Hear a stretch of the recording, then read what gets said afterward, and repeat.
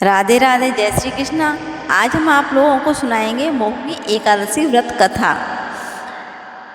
युधिष्ठिर ने पूछा, केशव, वैशाख मास के शुक्ल पक्ष की एकादशी आती है, उसे किस नाम से पुकारा जाता है? उसे करने से किस फल की प्राप्ति होती है और उसे कैसे किया जाता है? भगवान श्री कृष्ण ने कहा, धर्मराज युधिष्ठिर, आपसे पूर्व यह प्रश्न श्री रामचंद्र जी ने महर्षि वशिष्ठ जी से पूछा था। उत्तर में वशिष्ठ जी ने बताया था कि वैशाख मास के शुक्ल पक्ष में जो एकादशी आती है उसे मोहिनी एकादशी के नाम से जाना जाता है। यह एकादशी सभी पापों का क्षय करती है और सर्वोत्तम है। इस उपवास को करने से जीव मोह माया एवं किसी भी तरह के पाप से मुक्त हो जाता है। सरस्वती नदी के मनोरम किनारे पर भद्रावती नाम एक सुंदर क्षेत्र था। उस नगर में चंद्रवंशी राजा धृतिमान राज्य करते थे। उसी नगर में एक समृद्ध वैश्य निवास करते थे। उनका नाम धनपाल था।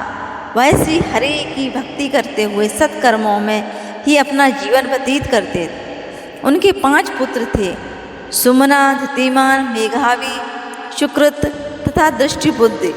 सबसे छोटा पुत्र दृष्टिबुद्धि उनसे विपरीत स्वभाव का था। वह पापों में, कर्मों में सदा लिप्त रहता था। गलत कामों में पड़कर अपने पिता का नाम और धन बर्बाद करता।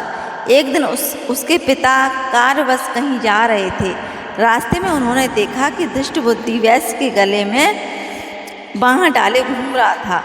पिता ने उसी पल उसका त्याग कर दिया और अपने से संबंध विच्छेद करते हुए उसे अपनी दौलत से भी बेदखल कर दिया। सभी सगे संबंधी ने भी उससे सभी रिश्ते नाते समाप्त कर दिए।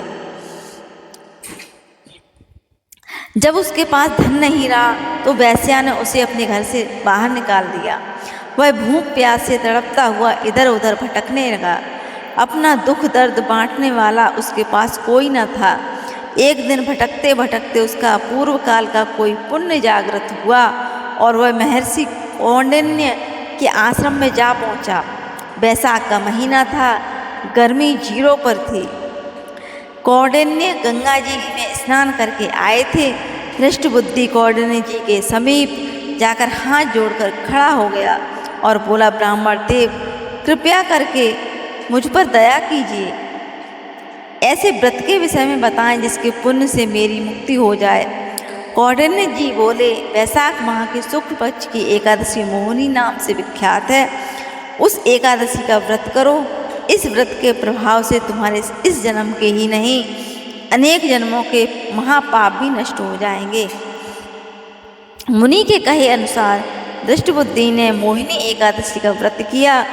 व्रत के प्रभाव से वह निष्पाप होकर दिव्य देह धारण कर गरुड़ पर आरूढ़ हो श्री हरि के प्रिय बनकर विष्णु लोक को चला गया। जय श्री कृष्णा। राधे राधे। श्रीमन्नारायण।